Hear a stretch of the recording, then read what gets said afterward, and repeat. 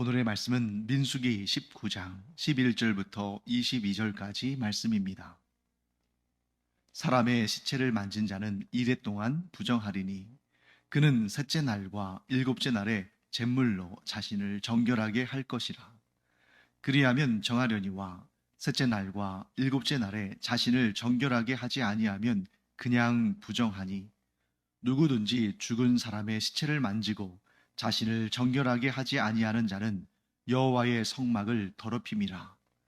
그가 이스라엘에서 끊어질 것은 정결하게 하는 물을 그에게 뿌리지 아니하므로 깨끗하게 되지 못하고 그 부정함이 그대로 있음이니라. 장막에서 사람이 죽을 때의 법은 이러하니, 누구든지 그 장막에 들어가는 자와 그 장막에 있는 자가 이레 동안 부정할 것이며, 뚜껑을 열어놓고 덮지 아니한 그릇은 모두 부정하니라. 누구든지 들에서 칼에 죽은 자나 시체나 사람의 뼈나 무덤을 만졌으면 이레 동안 부정하리니, 그 부정한 자를 위하여 죄를 깨끗하게 하려고 불사른 재를 가져다가 흐르는 물과 함께 그릇에 담고, 정결한 자가 우슬초를 가져다가 그 물을 찍어 장막과 그 모든 기구와 거기 있는 사람들에게 뿌리고, 또 뼈나 죽임을 당한 자나 시체나 무덤을 맞은 자에게 뿌리되, 그 정결한 자가 셋째 날과 일곱째 날에 그 부정한 자에게 뿌려서 일곱째 날에 그를 정결하게 할 것이며, 그는 자기 옷을 빨고 물로 몸을 씻을 것이라. 저녁이면 정결하리라. 사람이 부정하고도 자신을 정결하게 하지 아니하면 여호와의 성소를 더럽힘이니, 그러므로 회중 가운데에서 끊어질 것이니라. 그는 정결하게 하는 물로 뿌림을 받지 아니하였은즉 부정하니라. 이는 그들의 영구한 율례니라. 정결하게 하는 물을 뿌린 자는 자기의 옷을 빨 것이며, 정결하게 하는 물을 만지는 자는 저녁까지 부정할 것이며, 부정한 자가 만진 것은 무엇이든지 부정할 것이며, 그것을 만지는 자도 저녁까지 부정하리라. 네, 율법에서 사체는 매우 부정한 것으로 여깁니다. 그래서 사체와 접촉했을 때는 부정해진다는 말씀이 자주 등장하죠. 그 이유는 하나님으로부터 가장 멀리 있는 것이 바로 죽음이기 때문입니다. 하나님은 생명의 원천이신데, 죽음은 그 하나님으로부터 가장 멀리 떨어져 있는 거죠. 그렇기 때문에 이 죽음을, 그 사체를 부정한 것으로 여기는 것입니다. 또한 죽음은 인간이 죄인이라는 것을 가장 명확하게 증거하는 거죠. 죄의 삭은 사망이니까 사람이 죽는다는 것은 그 죄에 대한 당연한 결과고, 그래서 이 사체는 특별히 이 죽음에 대한 명확한 증거다, 이렇게 말할 수가 있습니다. 그렇기 때문에 모든 부정의 문제가 반드시 해결돼야 되지만, 특별히 이 사체와 접촉한 자의 부정, 그것은 반드시 정결하게 하는, 곧 그 부정을 해결하는 그런 일이 중요하다 하는 것을 보게 됩니다. 그래서 우리가 어제 이 정결수를 만드는 그런 방법을 함께 공부했죠. 흠없는 온전한 붉은 암송아지 한 마리, 멍에를 메어보지도 않은 그런 붉은 암송아지 한 마리를 가져다가 그것을 태워서 그 재를 진영 바깥 한 곳에 두고, 또 그 재를 또 물에 섞어서 그것으로 정결수를 만들어서 부정한 자에게 뿌리거나 씻거나 하는 그런 행위를 통해서 속죄하는, 일상적인 그런 우리가 그 회막에서 이루어지는 속죄제나 속건제와는 좀 다르게, 이것은 일상의 그 고정된 속죄 제사가 아니라 일상의 다양한 상황과 긴박한 상황 가운데서 이루어지는 부정을 씻어내는, 즉 속죄제의 역할을 한다 하는 것을 보았습니다. 그리고 오늘 우리가 보는 본문은 그 사체로 인해서 부정해진 사람들이 어떻게 정결해지는가 하는 그 정결의 절차를 소개하고 있습니다. 정결수를 어떻게 사용해야 되는가 하는 것을 실제적인 예를 제시하는 것이죠. 사체를 접촉함으로 말미암아 부정해진 사람은 어떻게 해야 되는 것인가? 먼저 11절부터 13절까지 이런 내용 나옵니다. 사람의 시체를 만진 자는 이레 동안 부정하다. 그런데 사람의 시체를 만진 것뿐만 아니라 사람의 시체와 한 공간에 있는 것만으로도 부정하여지는 것입니다. 그리고 이레 동안 부정하다. 이 얘기는 뭐냐면 그 일주일 동안 진영 안으로 들어올 수가 없다. 이런 의미를 갖는 것이죠. 그렇기 때문에 이런 사람은 일주일간의 정결 규례 가운데서 그 부정함을 해결해야 되는데 12절 말씀에 이런 규정이 있습니다. 셋째 날과 일곱째 날에 잿물로 자신을 정결하게 할 것이라. 여기서 말하는 잿물이 바로 이 붉은 암송아지를 태운 그 젤을 물에 섞어서 만든 정결수, 속죄를 위한 정결수를 의미하는 것이죠. 그것으로 자신을 정결하게 하는데 여기 한 가지 좀 특이한 규정이 있습니다. 셋째 날과 일곱째 날에 자신을 정결하게 하라. 즉 셋째 날과 일곱째 날에 이 붉은 암송아지를 태운 젤을 섞은 그 정결수로 정결하게 하는 규례를 행해야 한다 하고 말씀하시는 것입니다. 자, 그러면 왜 셋째 날과 일곱째 날일까? 자, 본문에 그런 내용이 나와 있습니까? 나와 있지 않습니까? 나와 있지 않죠. 하지만 분명한 사실은 셋째 날 한 번이랄지 일곱째 날 한 번이랄지 그게 아니라 셋째 날과 즉 셋째 날 그리고 일곱째 날 이렇게 되는 것이죠. 그 이유에 대해서 우리는 잘 알 수가 없습니다. 왜요? 성경에서 정확하게 그 이유를 설명하고 있지는 않으니까. 그럼에도 불구하고 그것을 지켜야 되는 거죠. 자, 하나님의 명령에 정확한 의미를 알 때도 있지만 하나님의 명령에 정확한 의미를 알 수 없을 때도 있습니다. 그럼에도 불구하고 구원이 하나님께로부터 남을 믿기에 하나님의 명령을 다 이해할 수 없어도 그 말씀대로 순종하는 이 신앙, 그것이 중요하다 하는 것을 우리가 보게 됩니다. 만일 그 명령을 내린 분이 하나님이 아니라 다른 존재라면 의심해야죠. 이유를 알지 못하고 따라가면 그것은 그야말로 광신이 되는 거죠. 그렇지만 다른 존재가 아니라 하나님, 곧 절대자이시며 모든 선과 악의 판단자이시며 무엇보다 우리에게 영생의 복락을 주시며 우리를 항상 가장 좋은 길로 인도하시는 분이 나의 하나님이시라는 그런 확신이 있고 그런 믿음이 있다면 하나님의 말씀을 다 이해하지 못한다 할지라도 그 말씀을 순종함으로 따라야 한다. 왜? 그 길이 정결케 되는 길이고 그 길이 생명의 길이고 그 길이 복된 길이기 때문이다. 이 믿음이 우리 가운데 있기를 간절히 축원합니다. 자, 그 다음에 이제 이런 규정이 있죠. 13절 말씀. 누구든지 죽은 사람의 시체를 만지고 자신을 정결하게 하지 아니하는 자는 여호와의 성막을 더럽힘이라. 자, 이 내용을 한번 잘 보세요.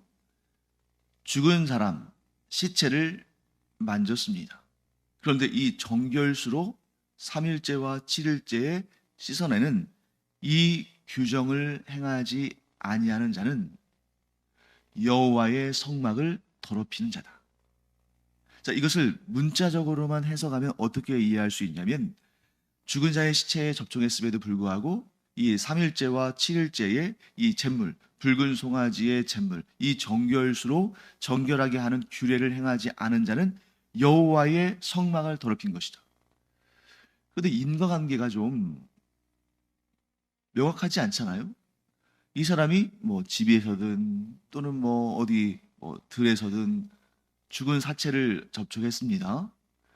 그런데 그 부정함을 얻고 나서 정결 규례를 행하지 않았어요. 그래서 계속 부정한 상태로 있습니다. 그것이 왜 여호와의 성막을 더럽힌 것일까?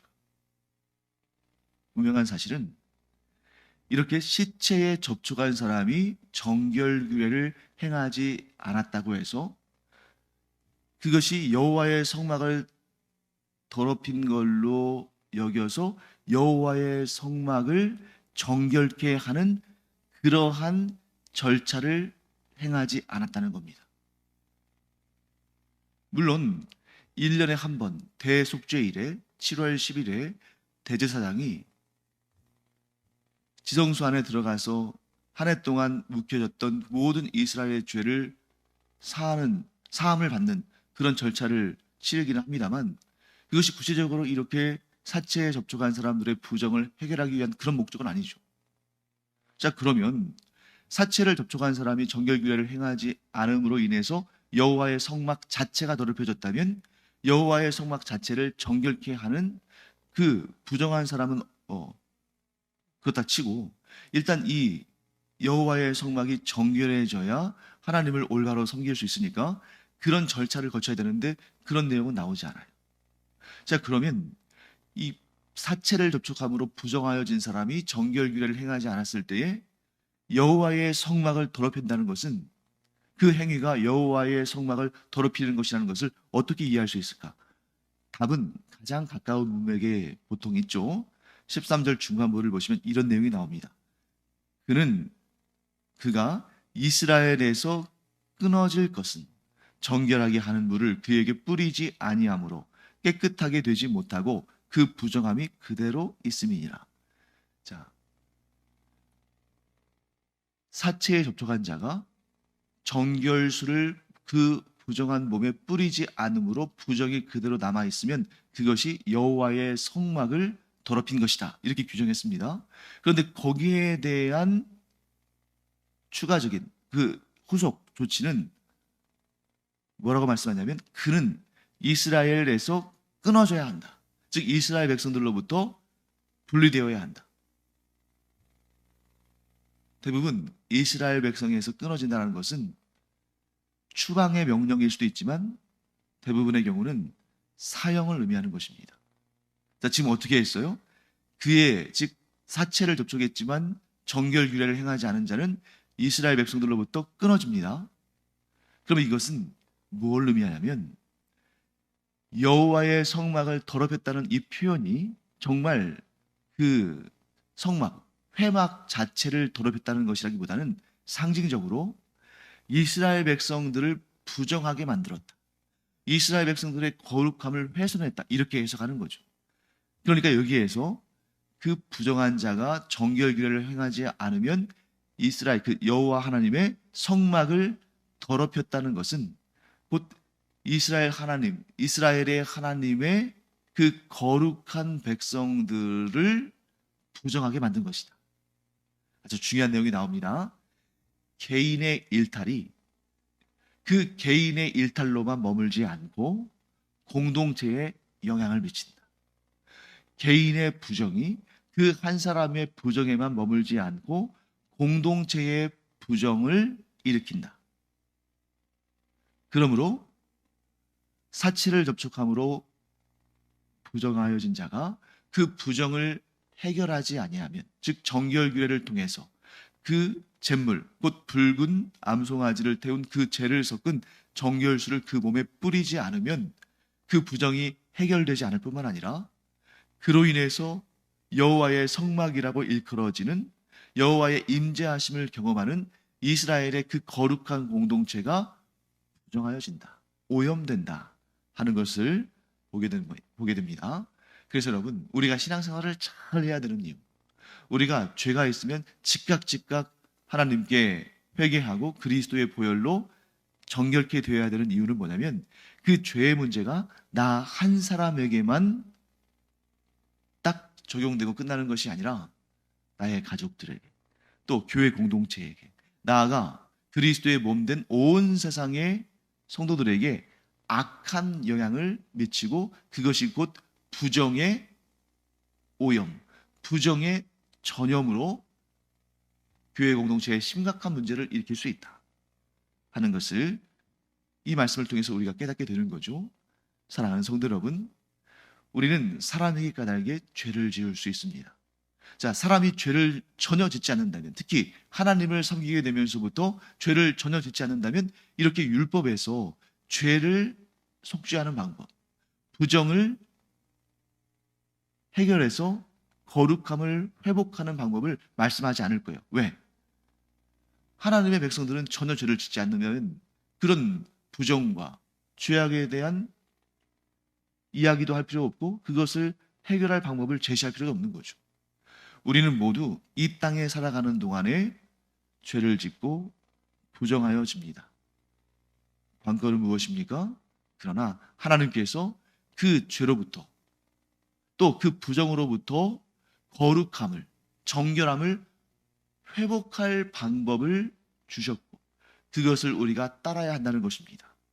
이렇게 정결수를 통한 부정의 해결 방법을 하나님께서 주셨음에도 불구하고 그 행위를 하지 않는 것은, 그 정결 규례를 행하지 않는 것은 하나님의 백성들의 공동체를 오염시키는 것이고 그러므로 그는 그 거룩한 공동체에서 끊어내야 한다 하고 말씀하시는 것입니다. 그 개인에 대해서 너무 지나치게 아주 너무 가혹하게 그렇게 처벌한다기보다는 공동체의 거룩함을 지키기 위해서 확실하게 그 죄의 문제를 다룬다 하는 관점에서 이 부분을 봐야 될 것입니다. 네, 그 다음에 이제 구체적으로 집에서 사체를 접촉한 경우와 야외, 곧 들에서 사체를 접촉한 경우의 차이를 보여줍니다. 14절과 15절은 집에서 사체를 접촉한 경우죠. 이럴 때는 그 집에서 함께 사는 사람들이나 그 집을 방문한 사람이나 그 사체와 한 공간에 있었다면 그들은 모두 7일 동안 부정하고 그래서 정결 규례를 행해야 됩니다. 그런데 이 장막 안, 즉 집이죠. 그 안에 있는 뚜껑이 열려 있는 그릇들, 뚜껑을 닫지 않은 그릇들은 모두 부정하다라고 말씀합니다. 그러니까 그 그릇들도 정결수로 뿌려서 부정함을 해결해야 한다는 것이죠. 자, 왜 그럴까? 여기서는 이런 생각이 있는 것 같아요. 사체, 즉 죽음의 기운이 그 집 안에 머물러 있을 수 있다.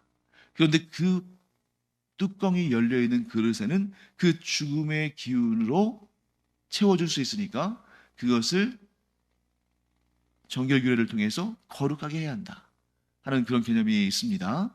반면에 16절에는 들에서 사체에 접촉한 경우가 나오는데 이때는 무슨 뭐 기물이나 뭐 그릇이나 이런 것이 부정하여졌다고 말씀하지 않아요.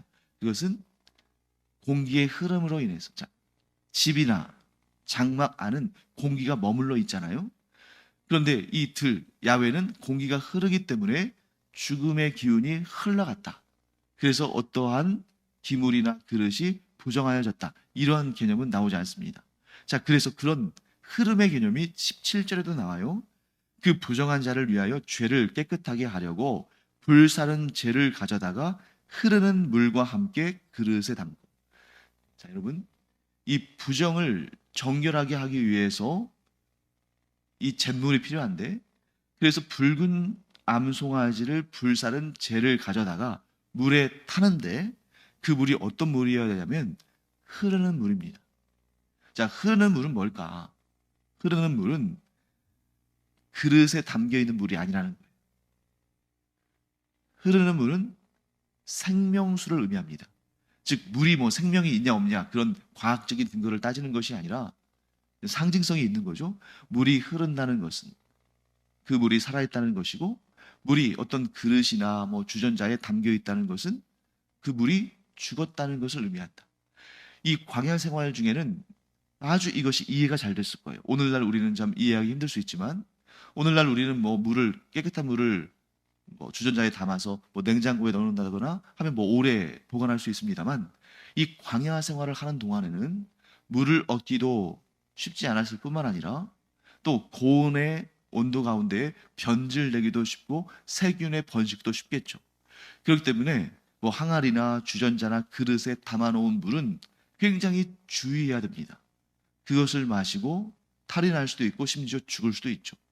반면에 흐르는 물은 냇물이든 또 샘물이든 이렇게 흐르는 물은 생명이 그 가운데 담겨 있다. 실제로 그렇잖아요. 특별히 뭐 독을 타지 않는 이상은 이 강물이나 샘물이나 이런 물들은 흐르고 있기 때문에 그 물을 마시는 것이 생명을 유지하는데 별 문제가 없습니다. 그렇기 때문에 그런 물을 사용한다는 거죠. 자, 공기가 흐르는 곳, 물이 흐르는 것, 이것은 생명과 관련되어 있고, 공기가 정체되어 있는 것, 물이 어떤 그릇에 담겨 있는 것은, 그것은 죽음의 기운으로 오염될 수 있는 그런 부분을 이제 묘사하는 것입니다. 그렇기 때문에 우리가 끊임없이 하나님의 인도하심 가운데 영적인 성장을 하고, 끊임없이 정체되지 아니하고 신앙이 자라야 되는 이유가 거기에 있는 거죠. 나는 충분히 거룩하다. 나는 충분히 성숙하다. 나는 충분히 경건하다 하고 생각하고 자기 자신에 대해서 낙관적인 견해를 가지고 내가 부정한지 정결한지, 내가 성장하고 있는지 성장하고 있지 않은지, 내가 거룩한지 거룩하지 않은지 스스로를 돌아보지 않고 정체되어 있으면 그것은 반드시 썩게 된다. 그래서 흐르는 물에 죄를 타야 되는 것은 그 흐름 속에 생명이 있는 것이고, 장막 안에서 사체를 놓아두면 그 뚜껑을 열지 않은 그릇들도 부정하게 되는 그런 원리를 발견하게 됩니다. 계속해서 흐르고 성장하고 성숙해가고 주님과 함께 자라가야 한다 하는 것을 보게 되는 거죠. 자, 이제 마지막으로 20절부터 22절까지 말씀은 이 정결 규례가 계속 되어져야 한다는 것을 말씀합니다. 자, 한번 볼까요? 20절부터 22절까지 말씀을 제가 다시 한번 읽어보겠습니다. 사람이 부정하고도 자신을 정결하게 하지 아니하면 여호와의 성소를 더럽힘이니 그러므로 회중 가운데에서 끊어질 것이니라. 그는 정결하게 하는 물로 뿌림을 받지 아니하였은즉 부정하니라. 이는 그들의 영구한 율례니라.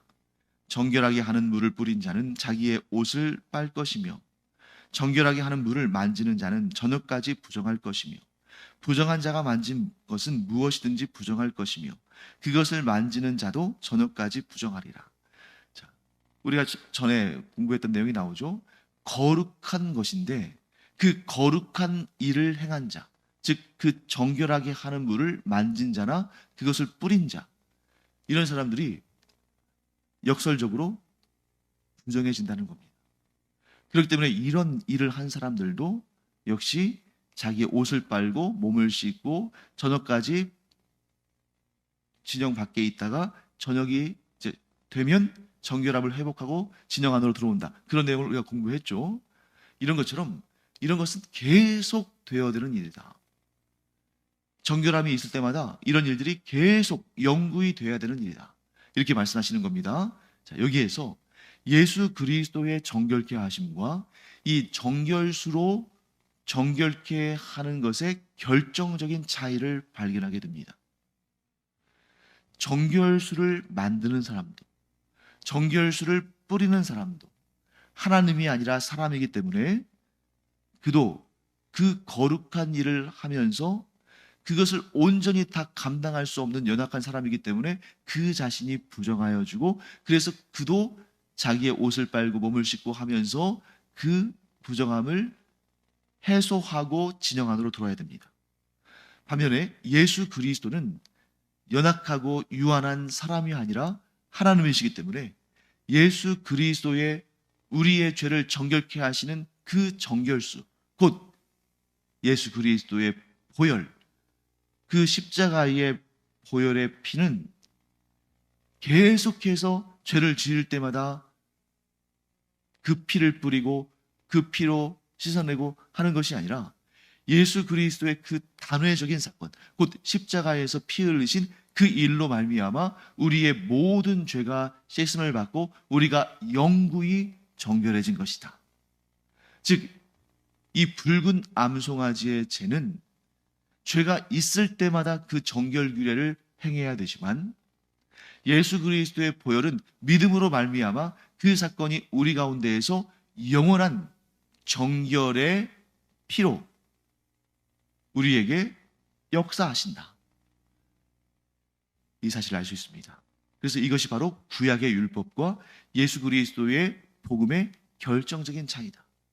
그러므로 이제 우리는 우리가 짓는 그 죄로 말미암아 멸망당할까 봐서 회개하는 것이 아니라, 정결규례를 행하는 것이 아니라, 우리는 이미 예수 그리스도를 나의 구주로 영접하는 순간 그 영원한 생명수가, 영원한 정결수가 우리에게 뿌려졌고, 우리는 이제 하나님을 기쁘시게 하기 위하여, 하나님과의 관계가 멀어지지 않도록, 예수 그리스도와 함께하는 자의 그 거룩함을 위하여 죄를 멀리하고 죄를 이겨내고 주님과 함께 동행해야 되는 것입니다. 예수 그리스도의 그 크신 은혜를 얻은 우리가 그 은혜를 저버리면 안 되겠죠. 그래서 항상 죄악의 소욕이 우리 가운데 일어나려고 할 때마다 회개하고 돌이켜서 예수님의 손을 붙들고 성령님의 인도하심을 따라 하나님을 기쁘시게 하는 그런 삶을 살아가는 우리 모두가 되기를 간절히 축원합니다. 기도하겠습니다. 하나님 감사합니다. 구약의 백성들은 부정하여질 때마다 이렇게 정결수를 뿌리거나 혹은 속죄제와 속건제를 드리면서 그 부정함을 해결해야 했지만, 저희는 단번에 드리신 그 영원한 속죄제, 곧 예수 그리스도의 보혈을 힘입어 영원한 정결함을 얻고 영원한 구원을 얻은 줄 믿습니다. 그러므로 영원한 생명을 얻고 영원한 정결함을 얻은 저희들이 그리스도의 보혈의 피를 헛되이 하지 아니하고 하나님을 기쁘시게 하는 삶을 살기를 원하오니 그 일을 주님께서 이루어 주시옵소서. 감사드리며 예수님의 이름으로 축복하며 기도합니다. 아멘. 구약의 백성들은 부정할 때마다 정결수를 뿌리고 또 때로는 속죄제와 속건제를 드렸죠. 그런데 우리는 부정의 기운이 우리를 둘러싸려 할 때 더욱 굳건히 예수 그리스도를 붙들고 더욱 간절히 기도하면서 항상 예수 안에서 정결함을 계속 유지하는 그런 우리가 되기를 축원합니다. 기도하겠습니다.